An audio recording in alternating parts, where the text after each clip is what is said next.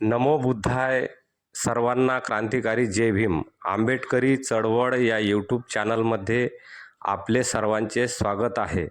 महाबोधी महाविहार ब्राह्मणाच्या ताब्यातून मुक्त करण्याच्यासाठी all India Buddhist forum आणि भारतातील तमाम बुद्धिस्ट संघटनाच्या वतीने पुकारलेल्या आमरण उपोषणाच्या आंदोलनाला पाठिंबा म्हणून महाबोधी महाविहार मुक्ती आंदोलन समिती तिवसाच्या वतीने महाबोधी महाविहाराचे ब्राह्मणीकरण करणे थांबवले पाहिजे आणि महाबोधी महाविहार ॲक्ट 1949 रद्द झाला पाहिजे या प्रमुख मागण्यांना घेऊन तिवसा तहसील कार्यालयावर विशाल मोर्चाचे आयोजन करण्यात आले आहे. ज्या ठिकाणी तथागत भगवान गौतम बुद्धांना संबोधी प्राप्त झाली, ज्या ठिकाणी तथागत भगवान गौतम बुद्धांना ज्ञान प्राप्त झालं, ही शेवटली धरोहर वाचवण्याची ही लढाई आहे. ही आमच्या अस्मितेची लढाई आहे.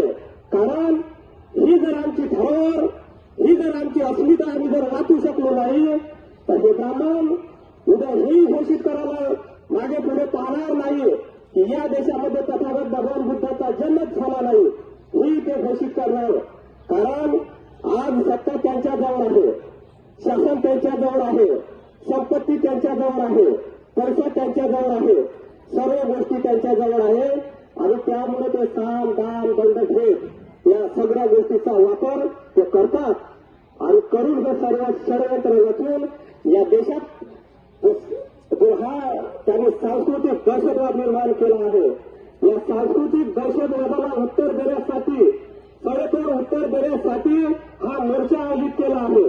म्हणून हा जो महाबोधी महाविहाराचं ब्राह्मणीकरण करणं थांबवलं पाहिजे यासाठी आमच्या ह्या मोर्चाची मागणी आहे. दुसरी मागणी आहे की जो 1949 चा Mahabodhi temple management committee act आहे तो रद्द झाला पाहिजे. कारण 15 ऑगस्ट 1947 ला भारताला स्वातंत्र्य मिळालं आणि त्यानुसार या देशाचे पहिले पंतप्रधान पंडित जवाहरलाल नेहरू यांनी या महाबोधी विहाराच्या संदर्भात एक कायदा केला आणि त्या कायद्याला महाबोधी महाविहार टेम्पल ऍक्ट असं म्हणतात. आणि त्या कायद्यानुसार या महाविहाराची जी कमिटी गठीत केल्या जाते त्या कमिटीमध्ये 9 लोक असायला पाहिजे असं त्या कायद्यामध्ये सांगितलं आहे. त्यामध्ये 4 ब्राह्मण असले पाहिजे, 4 बौद्ध भिक्षू असायला पाहिजे आणि त्या कमिटीचा जो 9वा व्यक्ती आहे तो गया जिल्ह्याचा कलेक्टर असायला पाहिजे असं त्या कायद्यामध्ये नमूद आहे. म्हणून कलेक्टरला नियुक्त करण्याचा अधिकार या देशाच्या केंद्र सरकारला असतो. म्हणून केंद्र सरकार जाणून बुजून अशाच कलेक्टरची नियुक्ती करते की जो कलेक्टर ब्राह्मण जातीचा असला पाहिजे, तो आरएसएसचाच कार्यकर्ता असायला पाहिजे.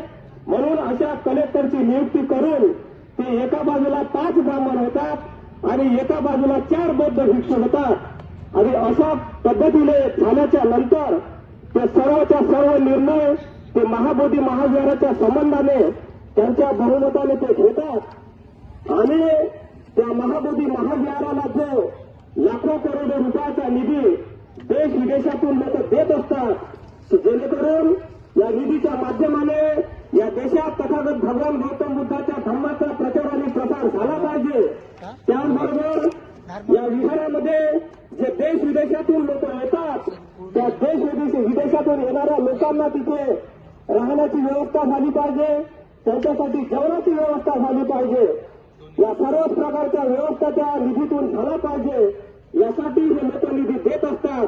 परंतु हे ब्राह्मण तो निधी या कुठल्याही कामासाठी वापरत नाही, तर तो निधी त्यांचं घर भरण्यासाठी वापरते. म्हणून हा जो टेम्पल ऍक्ट आहे 1949 चा तो रद्द झाला पाहिजे ही आमच्या मोर्चाची मागणी आहे आणि ते भारतीय संविधानाला धरून आहे. कारण जे भारतीय संविधान आम्हाला डॉक्टर बाबासाहेब आंबेडकरांनी दिलं त्या संविधानाच्या कलम 13 मध्ये बाबासाहेब लिहितात. काय लिहितात बाबासाहेब? बाबासाहेब म्हणतात की संविधान अंमलात आल्याच्या अगोदरपासून, मग या देशात संविधान अंमलात केव्हा लागू झालं? ते संविधान लागू झालं 26 जानेवारी 1950 ला.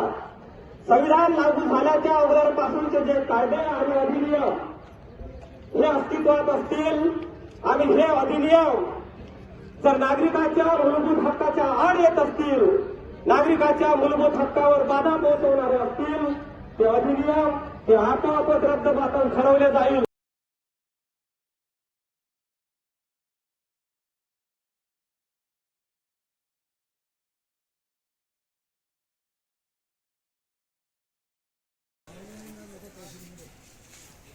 तहसील प्रशासनाने काही व्यवस्था करायला होतं पाण्याची नाश्त्याची.